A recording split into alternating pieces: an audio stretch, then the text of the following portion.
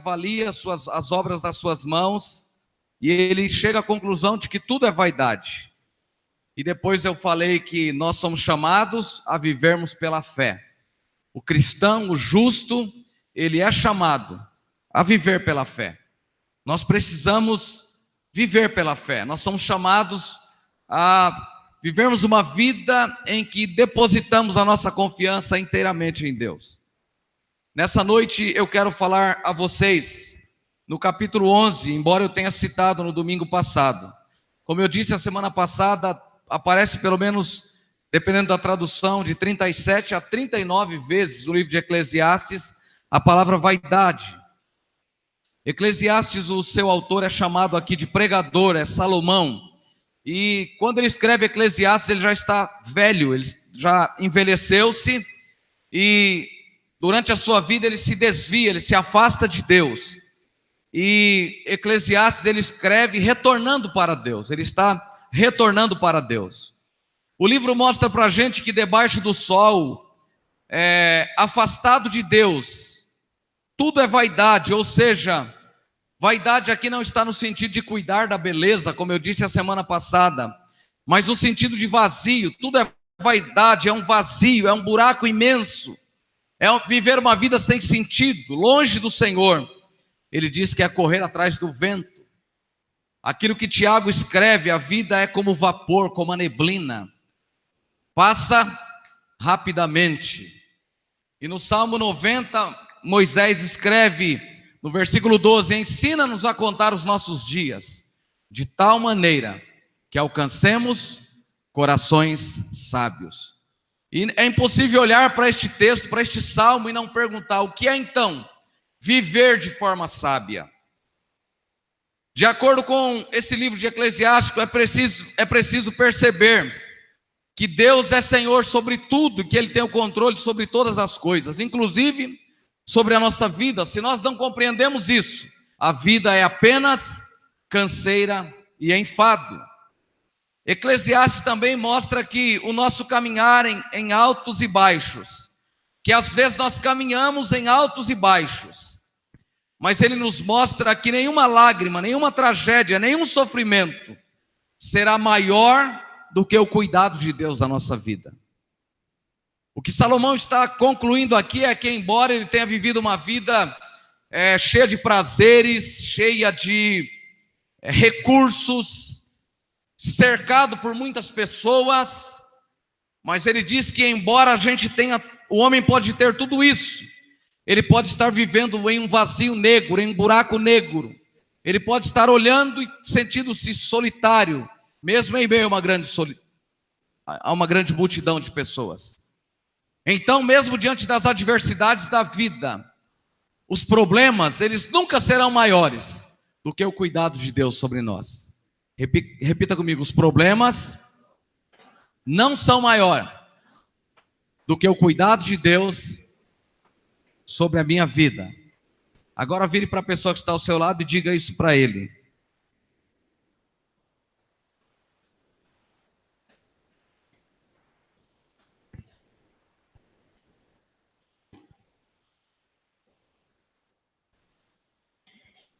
As pessoas, às vezes, irmãos, nos surpreendem com a forma que eles vivem e que eles encaram a fé.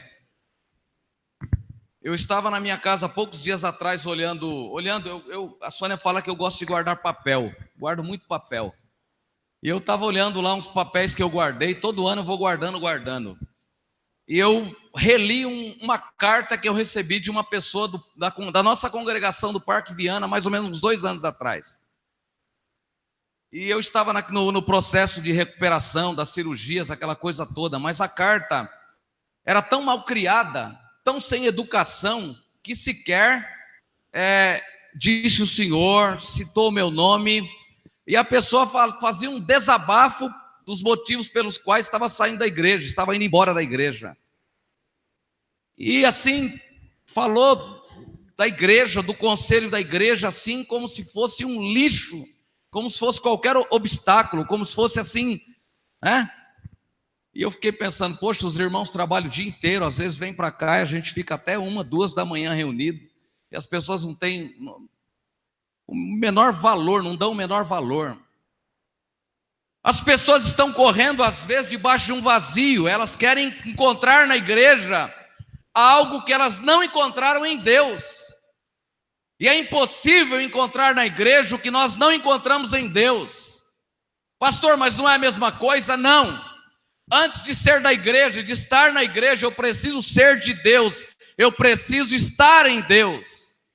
E Eclesiastes é um livro que fala de um homem que foi rei em Israel. Um homem que teve imensas conquistas, um homem que a sua vida era preenchida por tudo que talvez nos falte.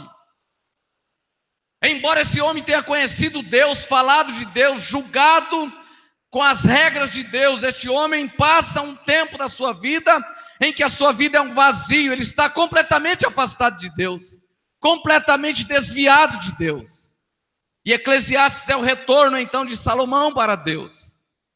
Às vezes nós temos preocupações se o que estamos fazendo tem importância, se o que estamos fazendo tem sentido, seja na caminhada da fé, seja quando estendemos as mãos para ajudar alguém, ou seja quando abrimos mão do nosso direito.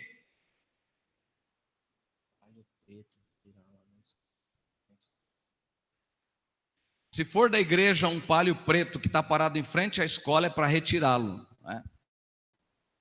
Ok? Obrigado, Nelson. E esse texto me faz ver que às vezes nós esperamos resultados. E se nós não observamos os resultados, nós nos desanimamos. Às vezes nós aguardamos resultados, às vezes nós criamos expectativas nas pessoas, nas coisas. E se os resultados não vêm, nós nos decepcionamos. E Eclesiastes é um homem que está voltando para Deus, ele está revendo seus conceitos. Repita comigo, o Evangelho em Eclesiastes. Eclesiastes apresenta para a gente o Evangelho, exatamente o que Jesus disse. O texto, ele inicia no primeiro versículo dizendo assim: lança o teu pão sobre as águas, porque depois de muitos dias o acharás. Repita comigo, quem lança o pão sobre as águas, um dia encontrará peixes. De novo.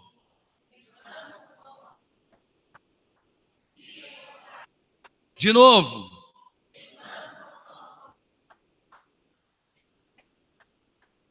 Você está disposto a lançar o seu pão sobre as águas? O texto diz lança, não é lança o pão, é lança o teu pão.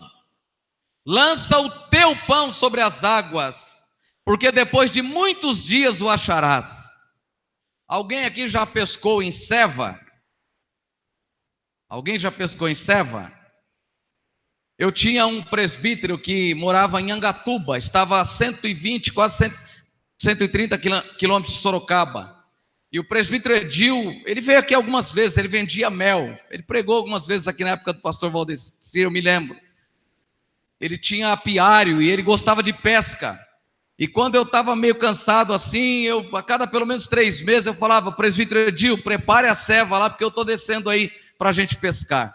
Então tinha uns lugares lá que tinha uns poços de água. E ele ia lá, levava ceva, ele pegava pão, quirela, e ficava lá cevando os peixes. Uma temporada, ficava lá 2 meses cevando os peixes. E aí a gente descia para lá, né? Levava carne, levava uma churrasqueira, colocávamos lá. E aí era impressionante, irmãos. Eu me lembro de um dia que a gente foi pescar, lá tinha uns lambaris grandão assim, e a gente fazia assim, você pegava o anzol e jogava, já pegava. Você tirava, jogava anzol e pegava. Jogava, tirava anzol e pegava.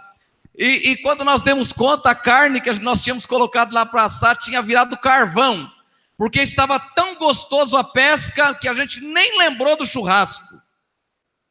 Então cevar é você ir lá preparar o lugar, aonde não tenha muita correnteza, os peixes os cardumes vão ficar ali, você vai cevar, vai jogar pão, quirela, tudo que o peixe gosta, e depois você vai lá pescar e a pescaria vai ser maravilhosa. Lança o teu pão sobre as águas, porque depois de muitos dias o acharás. O livro mostra então que debaixo do sol afastado de Deus, tudo é vaidade. Mas o livro está mostrando para nós aqui no capítulo 11 que quando nós lançamos o nosso pão sobre as águas, depois de muitos dias nós o encontraremos. Aleluia! Este capítulo começa com duas ordens: lançar e repartir. Lançar o pão, lançar é jogar, é semear, é plantar. Repartir é dividir o que tenho, é doar. E o livro começa exatamente assim: lança o teu pão. Significa, e o versículo seguinte diz: e reparte com 7 ou com 8, se necessário. À luz desse texto, fazer isso é um ato de fé, é uma decisão de fé. Pastor, mas nós estamos vivendo um tempo de tanta crise. É por isso mesmo que Deus está te chamando para lançar o teu pão. É na crise, é na dificuldade, é na adversidade. Deus está te chamando para lançar o teu pão sobre as águas. Isso aqui é muito parecido com o Evangelho de Jesus. Olha o que diz Lucas 6,38. Dai e ser-vos-á dado. Boa medida, recalcada, sacudida, transbordante, generosamente vos darão, porque com a medida com que tiverdes medido, vos medirão também. Então lança o teu pão. Você está fazendo uma semeadura, você joga o pão sobre as águas, e quando você jogar o teu pão sobre as águas, você vai voltar depois e o rio vai te dar peixe, você vai pescar peixe. Nós precisamos aprender, irmãos, viver pela fé. Nós precisamos aprender a vivermos em obediência a Deus, em temor a Deus. Nós precisamos aprender a viver na dependência de Deus. Nós precisamos aprender a viver sob e debaixo do cuidado de Deus.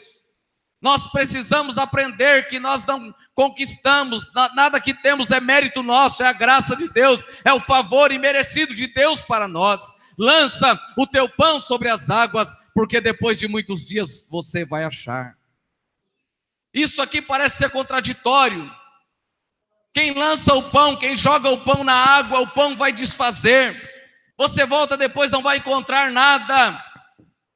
Mas quando você lança a semente no rio, tanto vai dar peixes, como as árvores ao lado serão árvores robustas. Haverá sombra, haverá lugar de descanso. A linguagem, o que Salomão está nos ensinando aqui é isso: descanse em Deus, lança o teu pão e Deus vai cuidar de você, Ele vai suprir as suas necessidades. Isso aqui é muito parecido com o Evangelho, como eu disse: dai e ser-vos-á dado, boa medida, recalcada, sacudida, vos transbordarão. A medida com que a gente mede, a gente é medido também. Amém? Deus quer abençoar a sua vida. Diga para a pessoa que está ao seu lado: Deus quer abençoar a sua vida. Mas não deixe de lançar o teu pão. Diga: não deixe de lançar o teu pão. O que o pregador está dizendo para a gente aqui, trazendo para as nossas palavras é: trate o rio com carinho. Diga para quem está ao seu lado: trate o rio com carinho. Logo você vai olhar para as margens do rio e vai ter frutos. Você vai olhar para as águas e jogar o anzol, vai ter peixe. Trate o rio com carinho. Amém? Trate o rio com carinho, cuide dele. Nós fomos a visitar a irmã Marinalva essa semana. Aliás, eu não posso deixar de transmitir o abraço que ela e o presbítero Valdir mandaram a todos vocês, né? A igreja. Eu tive notícia de que tinha muita gente que gostaria de ter ido, né? Mas só tinha 5 lugares no carro. E a irmã Marinalva, ela falou que sente muita falta da igreja, estava difícil para eles se acostumarem lá. A gente estava acostumado com a pregação, com os louvores, está muito difícil se acostumar. E eu falei para eles: a gente sente muita falta de vocês também, vocês foram tão abençoadores na igreja. Mas ela falou para mim uma palavra que ficou na minha memória. Quando nós servimos a Deus e quando nós servimos a obra de Deus, Deus sempre cuida de nós. E aí ela começou a falar do processo que o presbítero Valdir passou. Foi bastante grave a doença dele, mas ela disse: em todo o processo nós vimos o cuidado de Deus. Ele contou para a gente assim, assustado, já agora em tom de brincadeira, mas Ele ficou assustado no momento, colocaram ele no quarto, onde tinha alguns bandidos, né? Gente que trocou tiro, que foi preso, e a polícia ficava por lá guardando os camaradas, e eles ali, e ele ali assustado, com medo às vezes. Ele falou para mim, quando a visita ia embora, ele ficava com medo, mas a irmã Marinalva disse, Deus não nos levou lá em vão, nós tivemos a oportunidade de pregar o evangelho, de lançar o pão lá, mesmo na aflição, na dor, no desespero. Eu lancei o pão, pastor, eu falei de Jesus, lança o teu pão sobre as águas, amém? A realidade do reino que você tem vivido é a mesma realidade do evangelho? A realidade da sua vida é a mesma realidade do evangelho de Jesus? Dai, ser-vos-á dado, boa medida, recalcada, sacudida. Você tem vivido dessa maneira? Esse texto me leva a fazer essa pergunta a mim. Lança o teu pão sobre as águas, não guarde o pão não. Não esconda o teu pão, lance ele sobre as águas. Invista na vida de alguém. Nós vivemos e há tantas pessoas ao nosso lado que nós podemos lançar o pão. Nós podemos ser instrumento para a vida de tantas pessoas. Lança o teu pão sobre as águas. Conta-se uma história que é verídica, ela é verdadeira, um fato. Eu gosto muito de ler biografias missionárias. E conta-se a história de dois irmãos, dois irmãos, que movidos pelo chamado de Deus para a obra missionária, eles decidiram ir para uma ilha que não era evangelizada. Nós vamos para lá evangelizar essa ilha. E eles foram. Quando eles se prepararam para ir, eles descobriram que não dava para entrar na ilha, era proibido. Aquele país não concedia entrada naquela ilha, só tinha uma maneira de entrar naquela ilha. Você tinha que se tornar escravo, e como escravo você poderia ir e habitar naquela ilha. E esses dois moços, para surpresa da sua família, da sua igreja, que os amava tanto, disse, nós iremos. E eles então se preparam para ir como escravo. Era uma ida sem volta. Eles se preparam e vão para aquela ilha. A igreja, a família, enche de porquês, perguntando por que eles estavam indo. E eles se preparam e não respondem nada a ninguém. A igreja, a família sabia que se eles fossem, eles não voltariam mais. Era possível que eles não voltariam. No dia do embarque, eles estão caminhando à beira do navio, acompanhado pela igreja, acompanhado pela família. Eles começam as pessoas, os passageiros começam a se embarcar. E todos percebem, era notório no navio que todo mundo sabia que eles estavam indo como escravos, porque a entrada eles era diferente de todo mundo. E os dois de repente pararam. E eu até escrevi aqui essa frase que eu achei muito interessante. No dia do embarque, os dois já entrando no navio, eles pararam. O olhar de todos estava voltado para eles. E eles levantam as mãos, os dois juntos levantam as mãos e dizem: que o Cordeiro receba a recompensa do seu sofrimento através das nossas vidas. Que o Cordeiro receba a recompensa do seu sofrimento através das nossas vidas. Ou seja, que o sofrimento de Jesus, que o sacrifício de Jesus na cruz do Calvário seja recompensado pela nossa estada naquela ilha, pelo pão que nós lançaremos naquela ilha, pelas pessoas que vamos alcançar naquela ilha. A nossa vida não tem sentido se nós não vivermos para glorificarmos a Deus. A nossa vida não faz sentido se nós não vivermos em prol do nosso próximo, em prol das pessoas. Lança o teu pão sobre as águas, porque depois de muitos dias o acharás. Eu fui pastor de uma senhora que, durante a vida, durante o período em que eu a pastoreei, eu admirei demais. A sua sogra, o sogro ficou doente. Ela trouxe a sogra e o sogro para morarem com ela em casa. Ele ficou com Alzheimer. Às vezes eu ia visitá-los e ele chegava lá, ele ia para o lado da televisão e falava: pastor, toca o violão que eu vou tocar a sanfona. A sanfona dele era a televisão, E foi um processo difícil. Aquele senhor veio a falecer. Pouco tempo depois, a esposa, a sogra dessa irmã, ficou com Alzheimer. E ela continuou cuidando. E eu estou dizendo para vocês, não é de 1 mês, 2 meses, 3 meses, são anos. E ela continuou cuidando. E ela fez todo o trabalho, cuidou da sogra até o último dia de vida. A sua sogra era membro da nossa igreja. E ela cuidou da sua sogra até o último dia. Passou um intervalo, acho que não deu um ano. O pai dela morava na divisa de São Paulo com o Paraná, adoeceu. Eles trouxeram os pais para Sorocaba. Ela começou a cuidar do seu pai. Cuidou do pai uma temporada. O pai faleceu. A mãe continuou morando com elas. E ela continuou cuidando da mãe. A mãe adoeceu. Foi um processo difícil. Já era o pastoreio do pastor Júnior. E ela cuidou da sua mãe até o último dia. Aquela mulher é impressionante. Uma vez, uma senhora da igreja, nós fomos visitá-la. E nós chegamos na casa daquela mulher e ela tinha 2 filhos. Tudo que eles achavam na rua, eles traziam para dentro de casa. E eles foram trazendo. Um dia eu e a Sônia fomos visitá-la. Ela estava na cama, imóvel, sem poder entrar. Entramos com a maior dificuldade, porque tinha uns cachorros enormes. E nós entramos, imagina, dentro de uma casa, e você está entrando no quarto, você encontra buraco de rato, você encontra coisas para todo lado, um cheiro, uma coisa terrível. E eu falei, nós vamos uma equipe limpar essa casa, esvaziar essa casa. Nós tiramos, tinha um senhor que morava ao lado, tinha uma Kombi com carrocerias. Aquele homem tirou 3 Kombis de entulho daquela casa que nós tiramos. E nós fomos tirando. Chegou um determinado local lá que nós fomos limpar, tinha rato, parecia um gato naquele lugar. E a gente já estava assim com o estômago revirando mal com aquilo. E essa senhora que eu lhe estou dizendo, Dona Zezé, olhou para tudo aquilo e eu ficava impressionado. Ela dizia, que privilégio, que oportunidade de servir essa irmã.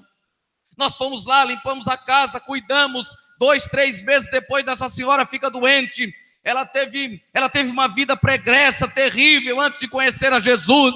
E essa mulher contraiu um câncer no útero, que foi uma coisa que a medicina ficou impressionada com aquilo. Aquela mulher viveu há pouco tempo depois que descobriu aquele tumor. E a Dona Zezé dizia, que privilégio foi servir essa senhora, abençoar essa senhora. Lança o teu pão sobre as águas. Naquela casa tinha 2 crianças, que era filho de um dos filhos daquela senhora, 2 crianças gêmeas. E aquela mulher, no processo já da enfermização, já à beira da morte, ela me procura e diz, pastor, adote as minhas crianças, os meus netinhos. O seu filho havia morrido já, adote as minhas crianças. Eu disse, eu não posso adotá-las, mas eu vou arrumar alguém que adote essas crianças. As 2 crianças foram adotadas. Em maio, agora eles vão completar 18 anos. O Gabriel é um dos meninos mais inteligentes. Ele está estudando em um seminário católico em Aparecida. Outro dia eu recebi um vídeo do Gabriel, aquele menino fazendo o seu discurso no seminário. Ele está estudando para ser padre, filosofia para ser padre. Eu encontrei esse menino em um casamento agora em janeiro. E aquele menino me deu um abraço demorado e disse, pastor, obrigado pelo cuidado que vocês tiveram com a minha mãe, que a igreja teve. Eu cheguei até aqui, pastor, porque vocês cuidaram de mim. Lança o teu pão sobre as águas, porque depois de muito tempo você vai encontrar o seu pão. Nós fazemos coisas do pastorado, na igreja, no reino de Deus, enquanto estamos caminhando e servindo a Deus, que parecem coisas inúteis, mas lança o teu pão sobre as águas, depois de muito tempo você vai encontrar os frutos. Quem lança o pão nas águas, um dia volta e encontra peixes. Pergunte para quem está, diga para quem está ao seu lado, você quer encontrar peixe no rio? Então lance o teu pão, faça a ceva.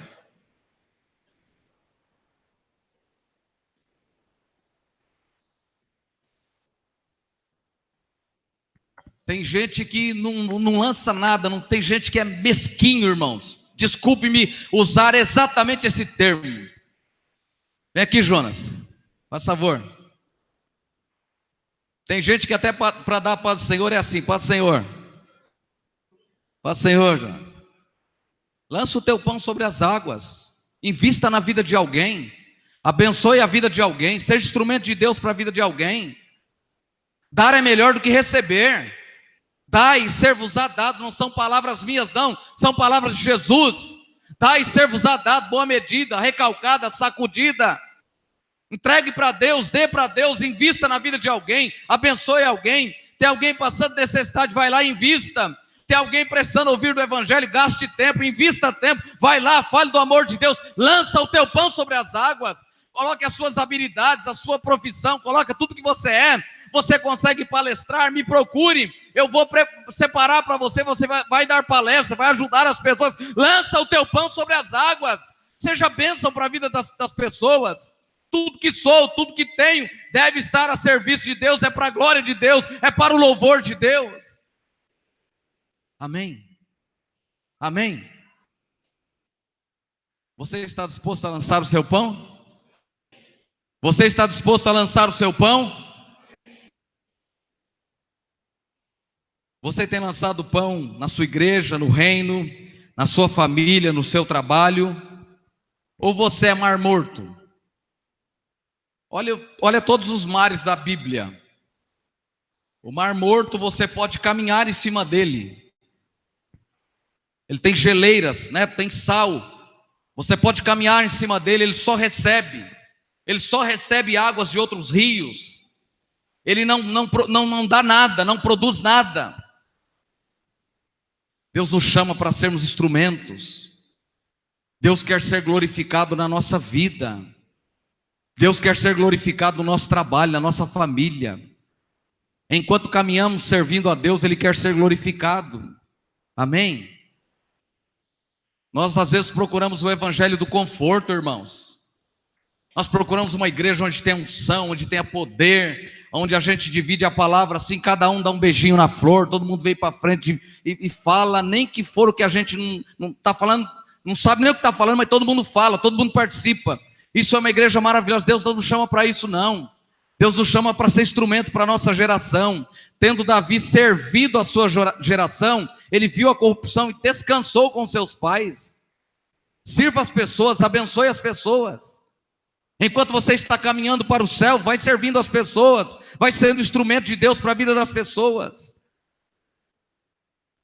Diga a Deus: use as minhas mãos, a minha voz, use a minha família. Você é um lançador ou um acumulador? Deus nos chama para lançar, não para acumularmos. Lança o teu pão.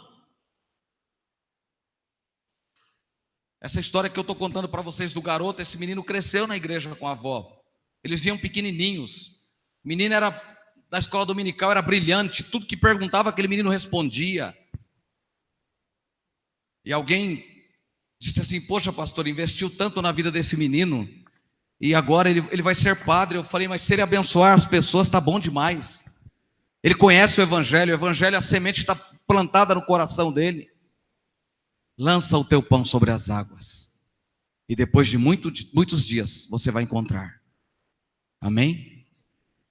A segunda coisa que esse texto me ensina: quando você está disposto a lançar o pão sobre as águas e repartir com 7 ou 8, você está pronto para vencer os dias maus. Olha o versículo 8. Ainda que o homem viva muitos anos, regozije-se em todos eles, contudo, deve lembrar-se de que há dia de trevas, porque serão muitos. Repita comigo: os dias de trevas serão muitos. Ainda que você viva muito tempo, haverá muitos dias de trevas. O texto é cheio de incertezas. A única certeza que há nesse texto é que você terá dias difíceis. Olhe para o texto para você ver. A única certeza que ele nos dá é que os dias serão difíceis. O restante é abrir mão, é para lançar o teu pão. Então, se você tem um pão só, você vai lançá-lo. Isso traz incerteza. Olha a sequência desse texto: reparte com 7. Repartir com 7 já é difícil, né? Há a possibilidade de repartir ainda com 8. Derrama aguaceiro sobre a terra, caindo a árvore para o sul ou para o norte, no lugar que cair, aí ficará. Quem observa o vento nunca semeará, e o que olha para as nuvens nunca cegará. Então aparece aqui nuvens. Nas incertezas do texto aqui aparecem nuvens cheias. Nuvens cheias está predizendo que vai chover. Alguém planta quando está chovendo, na chuva? Não, a semente é levada.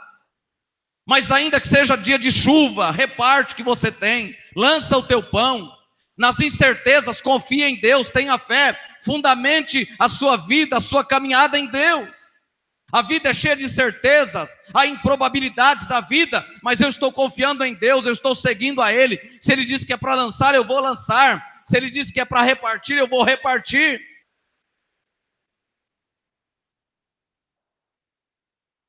Derrama um aguaceiro. Quando você compartilha o teu pão, pode vir o aguaceiro sobre a terra, a semente vai germinar, vai haver produção. A figura da árvore aqui, se cair para o sul, para o norte, é uma figura de desastre. Do lado que cai, ela vai ficar. Se cair para o sul, é para o sul. Se para o norte, é para o norte. O texto fala de observar o vento. Quem observa o vento, o que o vento faz? A mulher lava lá toda a roupa, começa a ventar. O vento vai lá e derruba a roupa do varal. Já aconteceu com alguém, quebra o varal, cai tudo no chão. Uma vez a Sônia estava lavando roupa em uma semana corrida, e ela colocou toda a roupa no varal e ventando. Nós morávamos em uma casa em Sorocaba que ventava, era dos dois lados, tinha uma abertura e a casa estava no alto, e ventava demais, e nós saímos, e quando chegamos estava tudo no chão. A roupa não caiu seca, caiu molhada no chão. E eu vi olhei no rosto dela aquele semblante de felicidade, de alegria, dando glória a Deus. O vento traz poeira. Você termina de limpar a casa fica suja de novo, traz poeira na casa.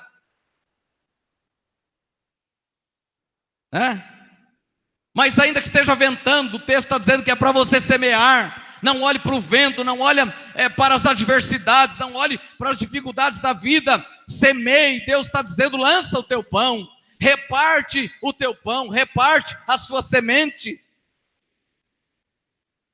Amém? Amém? Você está entendendo o que Deus está dizendo para você? Você consegue compreender o que Deus está dizendo para você? Ou está sendo mistério para você? Eles falam de nuvens cheias. Quem conhece bem do tempo aí, bateu o olho e fala: nossa, daqui tantos minutos vai chover. O pessoal da roça acerta, sempre acerta, né? Ele fala de manhã, tarde, noite. Manhã e tarde, melhor dizendo. Nós estamos aqui diante de alguém que começa a semear pela manhã. O dele está falando de alguém que pela manhã começa a semear. E como que é começar a trabalhar pela manhã? Depois de uma noite de descanso. Tranquilo, leve, light, não é isso? Mas ele está falando da tarde. Talvez você já cansou a tarde. À tarde você já enfrentou os intempéries do dia. O presbítero Valdir ficou doente exatamente porque estava ajudando o cunhado dele a fazer um serviço à tarde. Estava muito sol. Ele falou que em mais ou menos 2 horas ele teve de trabalho no sol e tomando água gelada, ele teve quase uma pneumonia. E os remédios que ele tomou para curar a pneumonia descompensou totalmente a questão do diabetes e levou ele a essa situação, problema das varizes e tudo mais. Trabalhar à tarde é terrível, é difícil. Vai assentar tijolo à tarde, vai trabalhar no telhado à tarde para você ver como é difícil. Às vezes a gente tem dificuldade de pagar R$150 para um dia de pedreiro, mas vai fazer o que ele faz para você ver o quanto é difícil o trabalho dele. Quem começou a trabalhar pela manhã está tranquilo, mas a instrução que nós temos aqui é que à tarde você continua, semeia pela manhã a tua semente, e à tarde não repouses a mão, ou seja, não pare de semear, continue semeando. Quando vier os intempéries, perdeu o emprego, a porta se fechou, continue semeando, continue abençoando as pessoas. A enfermidade bateu na sua casa, continue com o propósito de servir, de abençoar as pessoas. Está acontecendo alguma coisa que te entristeceu, continue semeando, continue abençoando as pessoas. Chegou a tarde, chegou a noite, vai chegar. A noite é triste, a noite é depressiva, a noite traz incertezas, mas quem mandou você semear o teu pão, lançar o pão é o Senhor, e Ele é responsável pela sua vida. Lança o teu pão, e depois de muitos dias você vai achá-lo. Amém? Talvez você entrou aqui e esteja vivendo incertezas da sua vida, mas eu quero te dar uma notícia: Deus não perdeu o controle da sua vida. Ele está tudo no comando, está tudo no controle, amém? Está tudo certinho, tem nada fora do lugar. Deus não nos dá provação maior do que podemos suportar. O texto diz que antes, na provação, Ele vai providenciar para a gente o escape.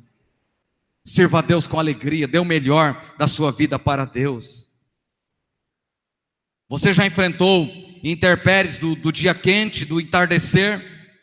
Você já chegou no dia à tarde, quando é cansativo, quando há incertezas? Deus está com você.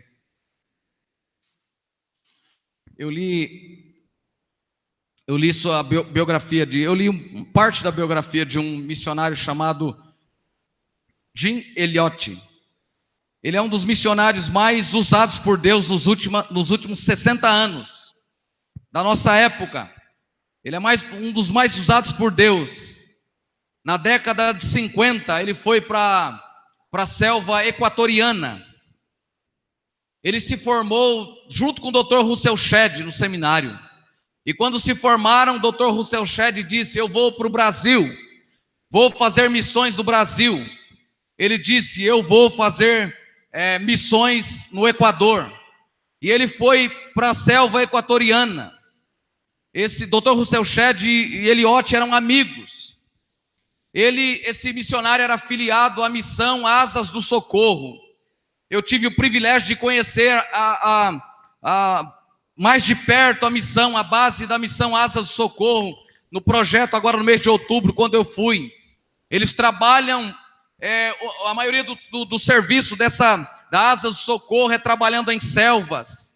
Eles disponibilizam aviões que pousam em lugares que você nem acredita, para tirar missionários, para levá-los aos hospitais. Eles fazem um trabalho maravilhoso, essa Asas do Socorro. Ele, de uma igreja forte, abençoadora, ele levou uma equipe missionária. 6 meses depois que ele estava lá com a sua equipe na selva equatoriana, ele escreve a sua igreja na América do Norte, dizendo: ore por nós, porque eu percebi que aqui há certa tendência à violência. Eu percebi que nós aqui corremos risco de morte. Ele pede oração para a igreja. O conselho da sua igreja o amava muito. Ele era uma pessoa valorosa na igreja. Reúne-se o conselho e eles escrevem uma carta para ele dizendo: venha para cá, volte para a América do Norte, venha para cá novamente. Venha pastorear o ministério de missões da nossa igreja. Venha pastorear o ministério de missões. Aí eles fazem uma proposta para ele: se você decidir voltar para cá e pastorear o ministério de missões, nós vamos pegar 100 pessoas, vamos preparar essas 100 pessoas, vamos investir nelas, vamos treinar essas pessoas, vamos mandar essas 100 pessoas para o seu lugar, para a selva equatoriana. Ele responde a carta dizendo: vocês não entenderam nada. Vocês não entenderam nada. Era 100 por 1. Ele voltava e a igreja mandava 100. Ele disse: vocês não entenderam nada. Eu estou aqui com a minha família, não é porque eu gosto dessa selva. Eu estou aqui com a minha família, não é uma escolha minha. Eu estou com a minha família que é porque eu não tenho escolha. Eu não tenho escolha, eu não tenho outra escolha. A minha escolha é obedecer à ordem de Jesus. E aí ele manda uma carta para a igreja, e nessa carta está escrito assim: viva de tal maneira que no final da sua vida você não tenha mais nada a fazer para Deus, a não ser morrer. Viva de tal maneira que no final da sua vida você não tenha mais nada a fazer para Deus, a não ser dar a sua própria vida e morrer. A igreja recebe essa carta e percebe que esse missionário está convencido de que ele deveria permanecer naquela selva. Passou-se os meses. Essa trajetória toda é uma trajetória de 1 ano. 6 meses depois, a igreja recebe a notícia de que todos aqueles missionários haviam sido mortos por essa tribo. Eles mataram todos os missionários. Eles eram casados, todos eles eram casados, e as famílias, as viúvas voltam agora para a América do Norte com todas as crianças pequenas. Eles voltam para a América do Norte. Eles voltam para suas igrejas.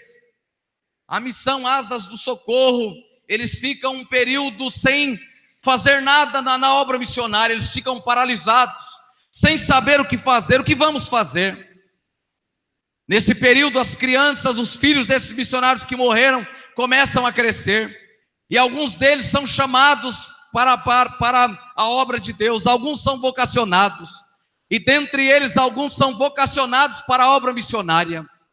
Eles se preparam e chegam à igreja e dizem: nós estamos indo, Deus está nos chamando para a selva equatoriana. E a liderança diz: vocês estão ficando malucos, vocês vão voltar para o lugar onde o pai de vocês morreram? E eles disseram: nós estamos decididos, nós vamos voltar para a selva equatoriana, nós vamos servir, nós vamos pregar, e nós vamos ganhar aquela tribo para Jesus. O nome da tribo é a Celta, o nome dessa tribo. E eles voltam e começam a trabalhar.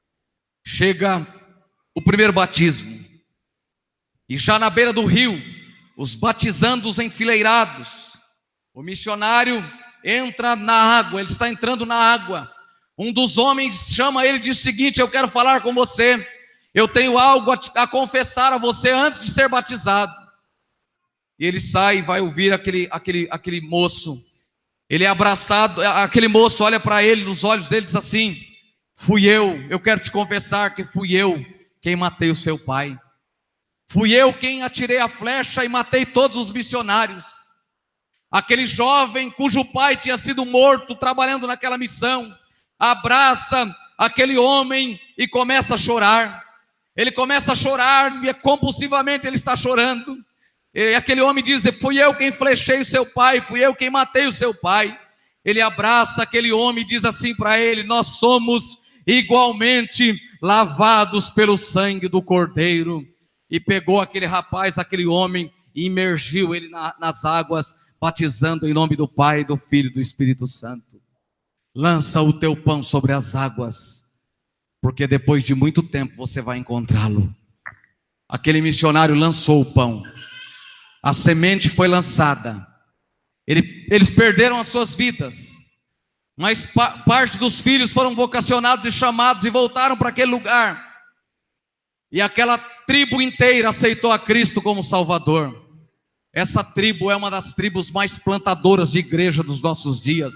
Eles não têm plantado igrejas apenas no Equador. Eles têm atingido outros lugares do mundo, alcançado outras tribos, aonde eles têm levado Jesus e evangelizado. Lança o teu pão sobre as águas. Amém?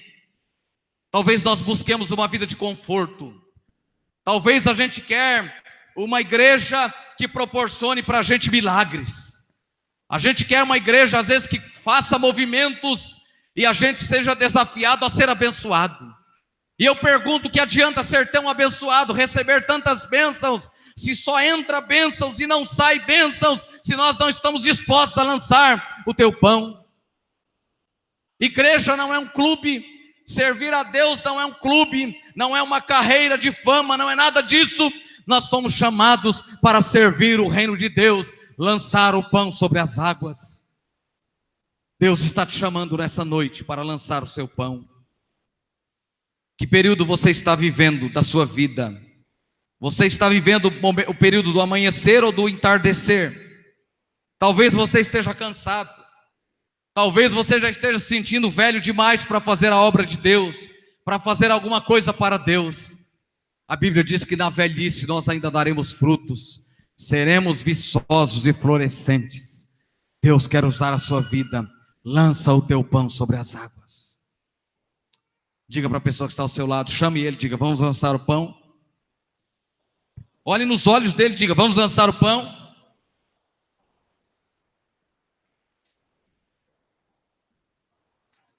Aleluia. Você está entendendo o que Deus está falando para você? Amém? Está entendendo o chamado de Deus para a sua vida? Pela manhã, à tarde, quase anoitecendo, lance a semente. Você não sabe qual vai germinar. Por isso que você tem que lançar de manhã, à tarde, já anoitecendo, lance a semente. É para lançá-la. Eu quero concluir essa palavra dizendo: não podemos viver a nossa história de fé correndo atrás do vento. Viver uma vida fora dos propósitos de Deus é vaidade, ou seja, é um vazio, é vida sem sentido ou correr atrás do vento. É o que ele diz a nós no capítulo 2. Então não viva correndo atrás do vento, não viva de ilusões. Então defina essa palavra nessa noite: quem lança o pão sobre as águas, um dia volta e encontra peixes. Quando você está disposto a lançar o teu pão sobre as águas, a repartir com 7 ou 8, você está pronto para vencer os dias maus. Seja amanhã ou tarde, você vai vencer em nome de Jesus. Repita comigo: a semente, bem forte, a semente é única, mas as mãos que lançam são diferentes. Aperte a mão do seu irmão e fala assim: que Deus use a sua vida, a sua mão, para lançar muitas sementes. Aperte a mão dele, diga: que Deus use a sua mão para lançar muitas sementes. Lança o teu pão sobre as águas. Lança o teu pão sobre as águas. Lança o teu pão. Vamos adorar aqui, Jonas, com um cântico. Lança o teu pão sobre as águas. Depois de muitos dias, você vai encontrá-lo. Coloque-se em pé. Pastor, mas eu já faço tanta coisa para Deus. Eu oferto, eu dizimo, eu toco na igreja, eu participo dos cultos, eu sou aluno da escola bíblica dominical. Se você se sente desafiado para algo mais, essa palavra foi para você nessa noite. Eu estou aqui hoje pregando para vocês. Meu filho está aqui e pode pregar o evangelho. Sabe por quê? Porque um dia alguém lançou o pão sobre a minha família. Quando eu não tinha nem um calçado, primeira vez que eu vim à igreja, eu vim com chinelo havaiano rasgado. O segundo calçado que eu usei foi um conga, que quando eu me ajoelhava para orar, o pessoal via assim que estava rasgado, que eu ganhei para vir à igreja. Muitas vezes eu cheguei na igreja e as crianças olharam para mim e falaram: não vai ter quadrilha não, porque o shortão era todo remendado, né? Mas alguém... E ele voltou depois e pôde ver os peixes. Eu me lembro de quando, pastoreando a igreja em Sorocaba, um dia eu vim a Carapicuição para pregar um final de semana na igreja em Sorocaba. E ela tão carinhosa, tão amorosa, ela me abraçou, me deu um beijo tão gostoso e disse: ô filho, que privilégio, filho. Ô filho, se eu pudesse voltar e fazer tudo que eu fazia lá atrás, já com câncer, desenganada. Ah, filho, se eu pudesse continuar fazendo para Deus o que eu fazia lá no passado, eu faria, porque vale a pena olhar e ver a sua vida. Vale a pena olhar e ver a sua família servindo a Jesus. Lance o teu pão sobre as águas. Nós vivemos a vida na igreja, às vezes reclamando, murmurando. Nós somos descontentes, insatisfeitos, nada nos agrada. Não tem igreja perfeita. Você pode descer daqui para outra igreja e achar que aqui está ruim. As pessoas de lá chegam aqui e também está ruim. Eu recebi um moço aqui, eu percebi que tinha um moço de uma das nossas igrejas vindo aqui. Ele veio 1, 2, 3, 4 vezes. E eu chamei e falei para ele: eu sei que você é da igreja tal, da nossa igreja. Ele disse: é isso, eu sou de lá. Por que você está frequentando aqui? Você tem igreja, por que você está vindo aqui? E ele contou para mim tudo que tinha acontecido. Eu disse para ele: se você quer ficar aqui, então volte lá, desça lá. Isso foi na igreja do Camargo. Desça lá, acerte com o seu pastor, converse com ele, e depois você volte aqui para servir e ser bênção aqui. Porque se você sair de lá porque tem alguma coisa errada, você vai chegar aqui e vai achar muitos erros aqui também. Sirva a Jesus porque Ele é maravilhoso, porque Ele é poderoso, porque Ele é Senhor das nossas vidas. Lance o teu pão sobre as águas e depois de muitos dias você vai encontrá-lo. Eu gostaria que você levantasse unisse a sua mão com a pessoa que está ao seu lado.